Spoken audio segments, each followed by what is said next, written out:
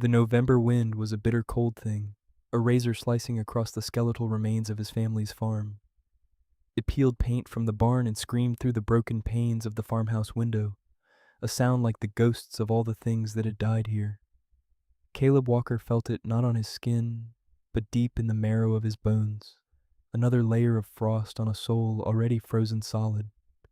He stood on the rotted porch, a ghost haunting his own life, staring out at the graveyard of his past. The fields were fallow, choked with weeds. The fences sagged like tired old men. Everything was broken. Everything was returning to dust, just like him. He ran a hand over his face, the rough scrape of his beard a familiar anchor in the shifting sea of his memories. The other hand, the one with the twisted, scarred fingers, clenched into a fist. A phantom pain shot up his arm, a souvenir from the blast. One of many. The shrapnel that had torn through his flesh had been the easy part. It was the shrapnel that had lodged in his mind, that was killing him by inches. The sound of the wind changed, its mournful howl sharpening into a high-pitched whine that sounded too much like an incoming round. His breath hitched, his heart began its frantic, hammering drumbeat against his ribs. The smell of wet, decaying leaves was suddenly the smell of blood and scorched earth in the Kandahar Valley. He was back there, the sun a merciless hammer, the air thick with dust and the metallic tang of fear. His team, his brothers, moving through the village. There was David, call sign Joker, flashing a stupid grin. There was Marcus, Doc, his hand resting near his aid bag. And there was Ajax, his K9 partner, a magnificent Belgian Malinois, trotting just ahead, his senses 1,000 times sharper than their own. Ajax had stopped, a subtle shift in his posture, a low growl that vibrated through the ground. Caleb had seen it. He had opened his mouth to shout the warning. Contact for... The world had disintegrated into a universe of fire and sound, a flash of impossible white light, a pressure wave that felt like the hand of God crushing his chest, blowing out his eardrums, and flinging him through the air like a broken doll. He remembered the screaming. Or maybe it was just the wind. When he woke up, the world was red and silent. The silence was the worst part. The silence where the voices of his friends should have been. He had been the only one, the sole survivor, medically discharged. Honorably, they said. It felt like no honor at all. It felt like a curse. He blinked, and the Afghan sun was replaced by the weak, gray light of a Pennsylvania autumn. The farm. He was still here. The ghosts were always here. He carried them in the hollow space behind his eyes. He pushed the memories down, shoving them back into the dark box where they lived. It took a physical effort, leaving him drained and trembling. He had come back to this derelict place to die, or at least to fade away where no one would have to watch. He was doing a fine job of it. Financially destitute, living off the last of his disability pay, he was just another broken soldier the world had forgotten. He was about to turn, to retreat back into the cold tomb of the house, when a new sound cut through the wind.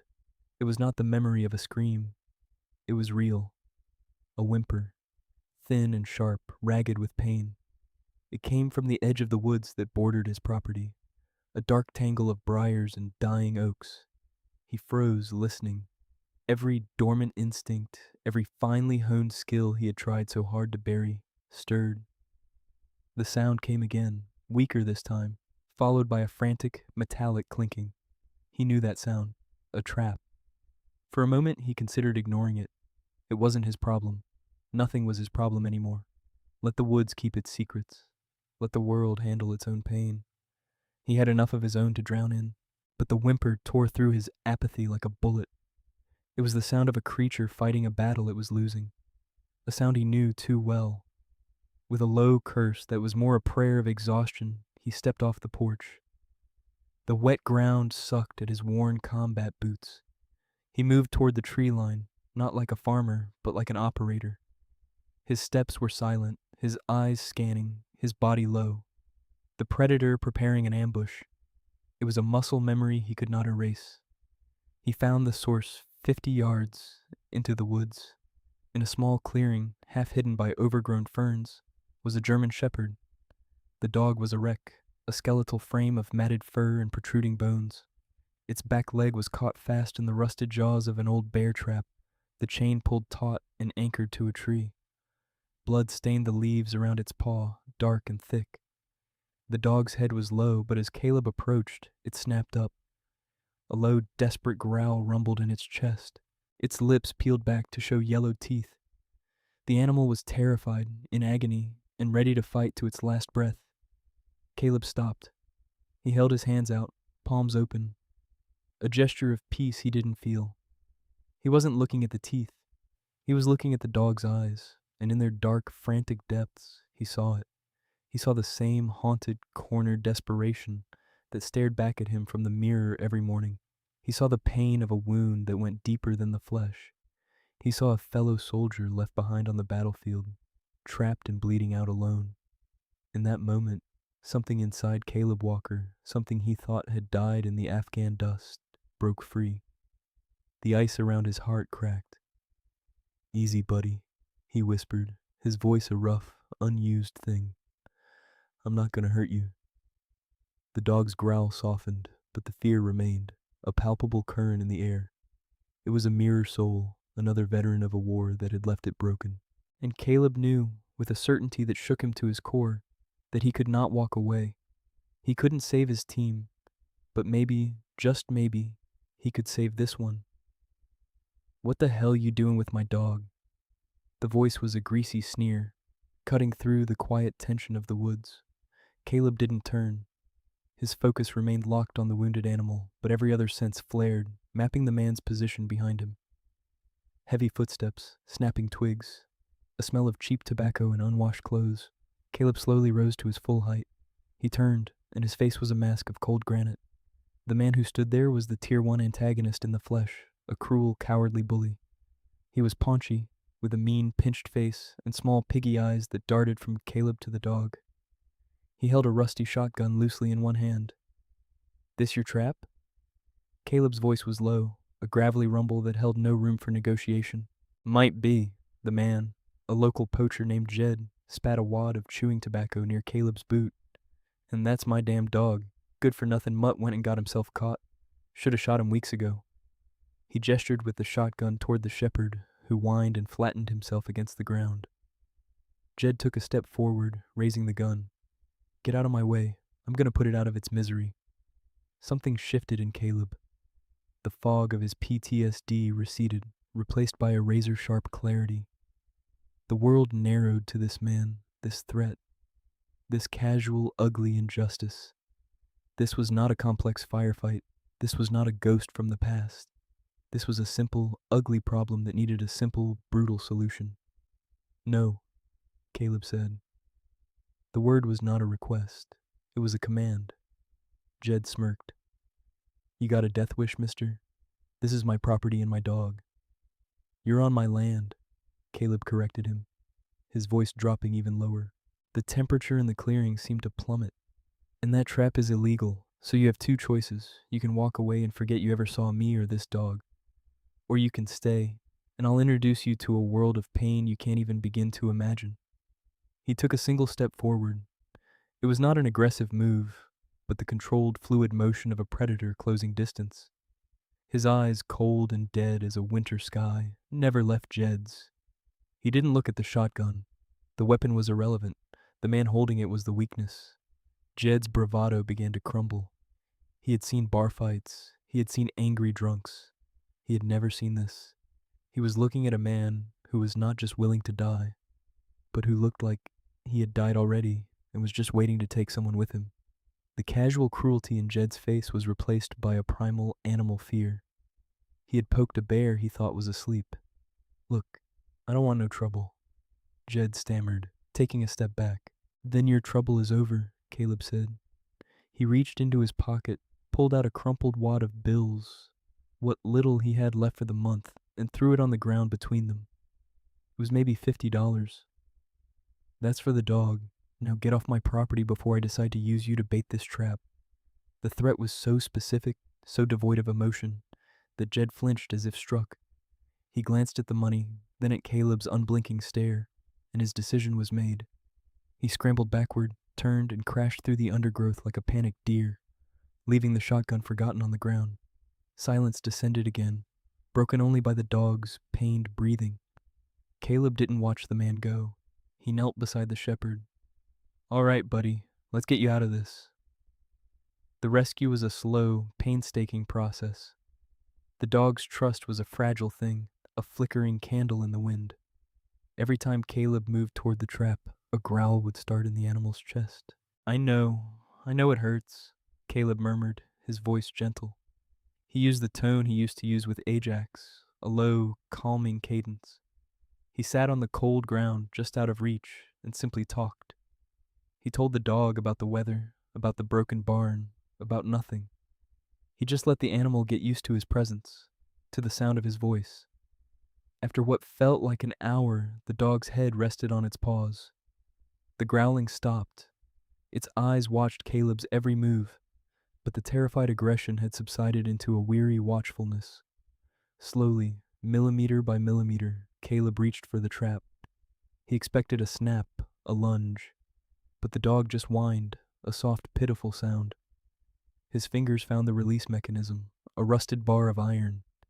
It was seized with corrosion. It wouldn't budge. He needed leverage. He looked around, found a thick, solid branch, and wedged it into the spring mechanism. He put his shoulder into it, gritting his teeth as his own damaged nerves screamed in protest. The metal groaned, rust flaked away. With a final agonizing shriek of protesting steel, the jaws of the trap sprang open. The dog yelped and scrambled back, its leg finally free. It was a mangled mess of torn flesh and splintered bone. It tried to stand, then collapsed, licking frantically at the wound. Caleb shrugged off his jacket and laid it on the ground. "Come on, let's get you home." He expected a fight, but the dog seemed to understand. It watched him with those intelligent, pain-filled eyes.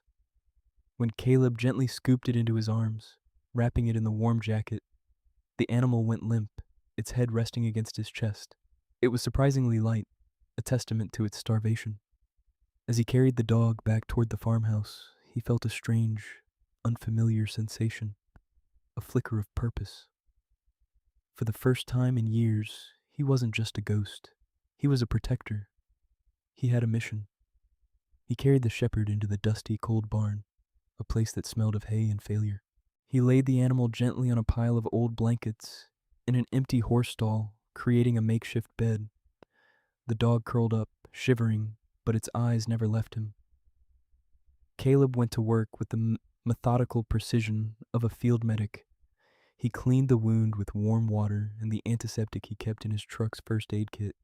The injury was severe. The bone was clearly broken and the flesh was mangled. It needed a veterinarian, stitches, antibiotics. Things he couldn't provide and certainly couldn't afford.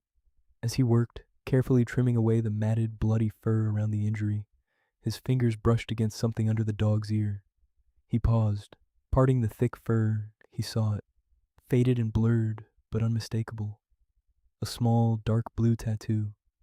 A series of letters and numbers. He froze, his blood running cold. He had seen tattoos like that 1,000 times. He had one on his own canine partner, Ajax. It was a military service number. This was a military working dog, working. A storm of questions crashed through his mind. What was a MWD doing out here, starved and abandoned in a poacher's trap? These dogs were heroes, assets worth more than most cars. They didn't just get lost. His hands moved with a new urgency, searching the dog's body. He felt for a microchip between the shoulder blades, the standard placement. Nothing. Then he found it, a small, puckered scar, almost invisible beneath the fur. The chip had been there, and it had been crudely cut out. This wasn't an accident. This was deliberate. Someone had stolen this dog, removed its identification, and discarded it. The thought sent a surge of white-hot rage through him, a righteous anger he hadn't felt in years. It was an offense against everything he had ever stood for. It was a desecration. He finished bandaging the leg as best he could. The dog let out a low moan, but didn't resist. It seemed to understand he was helping. When he was done, Caleb sat back on his heels, looking at the tattoo again. He needed to know. There was one person he could call. A local veterinarian, Dr. Eris Thorne. She was new to the area, a professional who had a reputation for being sharp and no nonsense. He'd seen her truck in town. He found her number on an old feed store receipt. He hesitated, his thumb hovering over the call button. It meant talking to someone. It meant letting someone into his broken world. But one look at the dog, at the quiet trust in its eyes, made the decision for him. He owed it to this soldier. Thorn Veterinary Services, this is Eris. Her voice was crisp and professional. My name is Caleb Walker, he began, his own voice sounding rusty. I'm out on the old Miller farm. I have a German Shepherd here. It's been injured, badly, caught in a trap. There was a pause. Is it your dog, Mr. Walker? She asked, a note of caution in her tone. No, I just found him. But there's something else. He has a military service tattoo. The line went silent for a beat. I'll be there in 20 minutes, she said, the caution in her voice replaced by a sharp urgency. Don't move him. True to her word, her truck pulled up exactly 19 minutes later. Dr. Thorne was a woman who looked as capable as she sounded, with intelligent eyes that took in the derelict state of the farm without judgment. She followed him to the barn, carrying a heavy medical bag. She knelt by the dog, her movements calm and efficient. The dog flinched, but Caleb placed a hand on its head, murmuring reassurances.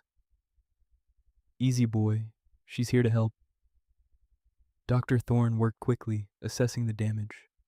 Compound fracture of the tibia, severe tissue damage. He's malnourished, dehydrated. He's been through hell. She administered a sedative and a powerful painkiller. As the drugs took effect, the dog's tense body finally relaxed, its head sinking onto the blankets with a grateful sigh. The tattoo? Caleb asked, his voice tight. She gently cleaned the area around the ear. You were right. She pulled out her phone, took a clear photo of the numbers, and then typed them into a secure database she had access to. She frowned, her brow furrowed in concentration. She typed again. What is it? Caleb pressed. She looked up from her phone and her face was pale. The professional mask was gone, replaced by shock and confusion. I don't understand, she said, her voice barely a whisper. This number, it belongs to a MWD named Kaiser, part of a SEAL team unit. She looked from the phone to Caleb, then to the dog. According to this official Department of Defense database, she said, her eyes meeting his, Kaiser was declared killed in action 3 years ago, in Kandahar province, Afghanistan. The air in the barn turned to ice. Kandahar, 3 years ago. The words hit Caleb like a physical blow. He stared at the sleeping dog, this ghost who had wandered out of the woods and into his life. What was the date of the incident? Caleb asked, his voice a dead, flat monotone. She read it from the screen. It was the same day his world had ended, the same day he had lost his team, the same day he had lost Ajax. This dog, Kaiser, was supposed to have died in the same operation. Night fell like a shroud over the farm, bringing a deeper, more profound darkness. Dr. Thorne had stabilized Kaiser, splinting his leg and starting an IV drip for fluids and antibiotics. She had to leave to get more supplies from her clinic, promising to return. She left with a warning. This is wrong, Caleb. A dog listed as KIA doesn't just show up in a poacher's trap. Someone faked his death, and people who do things like that don't like loose ends. He knew she was right. The rage from before had cooled into a cold, hard certainty. He was in the middle of something dangerous. The poacher, Jed, was a coward. He would have sold the information about the strange, silent man who took the dog for a handful of cash. They would be coming. Caleb didn't panic. The ghost of the operator he used to be was now fully awake, in command. The farm was no longer a symbol of decay. It was a battle space. He began to prepare. He moved Kaiser from the barn to the small, defensible cellar of the farmhouse, laying him on a mound of old quilts. The dog was groggy from the medication, but aware enough to lick his hand weakly. Stay here, buddy, Caleb whispered. I'll keep you safe. Then he went to work. He checked the old hunting rifle his father had left behind. It was clean, oiled. He had a box of 30-06 shells. It wasn't an M4, but it would do. He barricaded the back door with a heavy oak dresser. He shuttered the downstairs windows, leaving only tiny slits to see through. He scattered broken glass on the floor beneath the main windows, a crude but effective early warning system. He filled buckets with water to douse any potential fires. His movements were fluid, economical, driven by years of training. He was no longer Caleb Walker, the broken man. He was Spectre, his old call sign, and his home was now his fortress. He took up a position in the darkened upstairs bedroom, the rifle resting on the windowsill, giving him a clear line of sight on the long dirt driveway. He settled in to wait. The waiting was a skill in itself. He became part of the shadows, his breathing slow and even, his senses stretched out into the night. Hours passed. The only sounds were the groaning of the old house and the relentless howl of the wind. Then, just after 2 a.m, he saw it. 2 pinpricks of light, far down the road. A vehicle driving without headlights, using night vision. Professionals. His heart didn't race. It settled into a slow, powerful rhythm. The cold clarity was absolute. This was what he was made for. A black, unmarked van rolled to a stop just beyond the gate. 4 figures emerged, clad in dark tactical gear, moving with the practiced silence of soldiers or mercenaries. They fanned out, using the trees and shadows for cover as they approached the house. Tier 2 antagonists, organized and ruthless. Caleb tracked the lead man in his sights. He could end it right there, one shot. But that would give away his position. He let them get closer, let them think the house was asleep, let them walk into his trap. The first mistake they made was trying the front door. It was locked. The second was when one of them moved to a side window. As he smashed the glass, the sound was deafening in the silence. It was followed by the crunch and tinkle of the broken glass he'd scattered inside. Contact, window. A voice hissed from below. Too late. Caleb fired. The rifle's roar was a physical blow in the small room. The 30-06 round tore through the wall of the house like paper and hit the man outside with the force of a sledgehammer. He went down without a sound. 1 down, 3 to go. All hell broke loose. The quiet approach turned into a furious assault. Muffled rounds from suppressed weapons tore into the farmhouse, splintering wood, shattering what was left of the windows. They were screaming like banshees, a cacophony of rage and surprise. Caleb was already moving. He crawled from the window, keeping low, as a hail of bullets ripped through the space where he had just been. They knew his position now. He moved to the other side of the house, to a different window, a new firing angle. He was a phantom, using the darkness and the decrepit layout of his own home as a weapon. He saw another merc trying to use the barn for cover. He took a breath, let it out, and squeezed the trigger. The shot was perfect. The figure crumpled behind a hay bale. 2 down. The remaining 2 were smarter. They stopped firing wildly and started using coordinated tactics. One laid down suppressing fire on the second floor, while the other made a dash for the back of the house. Caleb heard the splintering crash as the back door was breached, his makeshift barricade giving way. He was now trapped on the second floor with an enemy inside the house. He abandoned the rifle, pulling the heavy combat knife from his boot. It was time for close quarters. He moved silently to the top of the stairs, melting into the deep shadows of the hallway. He could hear the merc moving below, his gear jingling softly. The man was checking rooms, moving toward the cellar, toward Kaiser. That would not happen. Caleb dropped from the top of the stairs like a spider, landing without a sound right behind the man. Before the merc could even register the shift in the air, Caleb's arm was around his throat in a chokehold, his other hand covering the man's mouth to stifle any sound. The struggle was brief, brutal, and silent. The man went limp, 3 down. He heard a noise from outside. The last man was retreating, falling back to the van, calling for backup or cutting his losses. Caleb wouldn't let him. He followed, moving through the shattered remnants of his own home, a ghost of righteous vengeance. He slipped out the broken back door just as the last merc reached the van. The man turned, sensing him, and raised his rifle. Suddenly, a black and tan blur erupted from the cellar door, which had been pushed open. It was Kaiser. Despite his splinted leg, the dog launched himself through the air. He moved with an explosive, trained violence that defied his injuries. his jaws, bred and trained for this exact purpose, locked onto the Merc's gun arm. The man screamed in pain and shock, his rifle clattering to the ground. The distraction was all Caleb needed. He closed the distance in 3 long strides, his knife held in a reverse grip. The fight was over before it began. A swift, final, and lethal act of combat. Silence. 4 down. Caleb stood panting in the cold night air, the adrenaline beginning to recede, leaving a profound, shaking exhaustion in its wake. Kaiser let go of the man's arm and limped to Caleb's side, pressing against his leg, a low whine in his throat.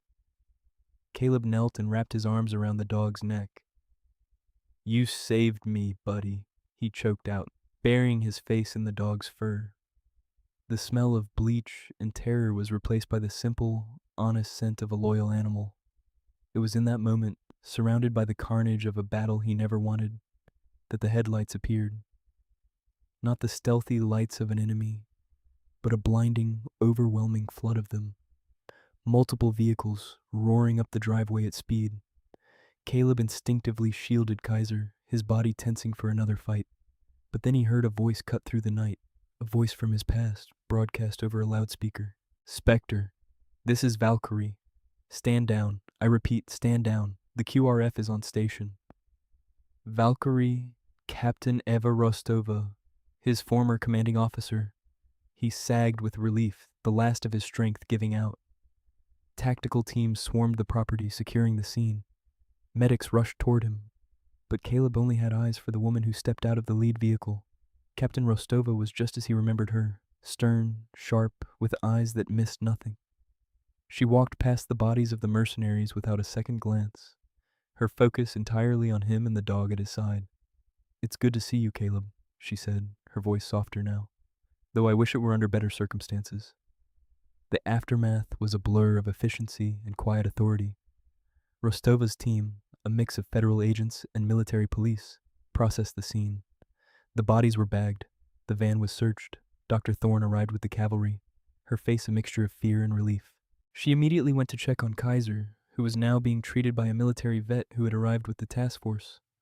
Caleb sat on the porch of his ruined house, a thick blanket wrapped around his shoulders, a medic checking him for injuries he barely felt. Captain Rostova stood before him, her arms crossed. "You've been busy," she said, the corner of her mouth twitching in what might have been a smile. "They were here for the dog," Caleb said, his voice hoarse. "We know," Rostova confirmed. Dr. Thorne's call to a contact at the Pentagon lit up a hornet's nest. The file for MWD Kaiser was flagged 6 ways from Sunday. When your name was attached to the inquiry, I pulled every string I had to get here. She pulled up a crate and sat opposite him, her expression turning serious. This was the moment of heavy, emotional exposition. This was the full story. Those men weren't just mercenaries, Caleb. They were former members of a private security firm called Tyrant Group. We've been investigating them for months. Black market arms, smuggling, and worse. She paused, choosing her next words carefully. "The incident that took out your team, we could never make the pieces fit. The IED was too sophisticated for the local insurgents. The placement was too perfect. It was a ghost, an anomaly." Caleb looked up, his heart a cold, heavy stone in his chest. He knew what was coming. Tyrant Group was operating in the same area, Rostova continued, her voice low and steady. "We believe your team stumbled onto one of their smuggling operations, that they saw something they shouldn't have. The IED wasn't enemy action, Caleb. It was a blue on blue, a trap. Tyrant set it to eliminate you, to silence you." The world tilted on its axis. The guilt that had been his constant companion for 3 years, the crushing weight of his failure as a leader, began to dissolve. It wasn't his fault. He hadn't failed his men. They had been betrayed, murdered. "And Kaiser," he whispered. "Kaiser was too valuable an asset to kill. A dog with his training and genetics is worth a fortune on the private market. So they faked his death in the chaos of the explosion, took him, cut out his chip, and sold him. He's been passed around the criminal underworld for 3 years. He must have finally escaped and ended up here. A 1 in a billion chance." It wasn't chance. It was fate. a ghost from his past, returning not to haunt him, but to save him, to give him the truth. A profound, shuddering grief washed over Caleb, not the corrosive, guilty grief he had lived with, but a clean, pure sorrow for his lost brothers. Tears he hadn't been able to shed for 3 years finally tracked paths through the shame of the grime on his face. He didn't weep for his failure, but for their sacrifice. He acknowledged the shared trauma, the depth of the betrayal that had bound them all together, living and dead. He looked over at Kaiser, who was now resting comfortably, his leg properly set and bandaged. The dog's eyes were on him, a steady, knowing gaze. They were the only 2 survivors of that treachery, 2 broken soldiers who had found each other in the dark. "What happens now?" Caleb asked, his voice thick with emotion. "Tyrant group is finished," Rostova said with grim satisfaction. "What you did here tonight gave us the direct evidence we needed. You're a hero, Caleb. Again." She stood up. "As for Kaiser, technically he's property of the U.S. government. He's supposed to be retired to a facility." Caleb's head snapped up, a fierce protective fire in his eyes. "No." Rostova held up a hand. "But," she continued, a real smile finally breaking through her stern exterior, "I'm the officer signing the paperwork, and my report will state that MWD Kaiser, having endured extreme trauma, has formed a unique and unbreakable therapeutic bond with his rescuer, a decorated veteran. It will be my official recommendation that his final duty station be right here, with his handler." The relief was so immense, it almost buckled him. "Thank you," he managed to say. "Don't thank me," she said, placing a hand on his shoulder. "You 2 saved each other. That's an order of magnitude more important than any regulation.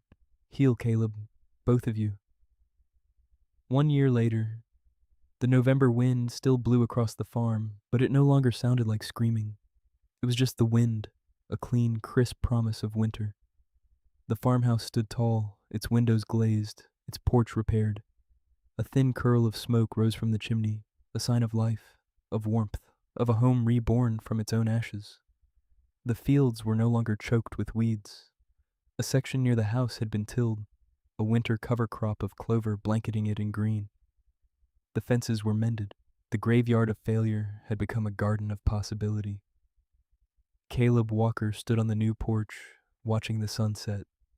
The scars on his hand were still there, but they no longer ached with phantom pain. The ghosts in his mind were quieter now. Their voices faded from accusations to faint, sorrowful echoes. He was no longer a ghost haunting his own life. He was a man living it. A wet nose nudged his hand. He looked down.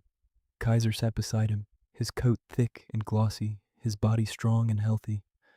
The limp was almost gone, a slight stiffness that only appeared when he was tired.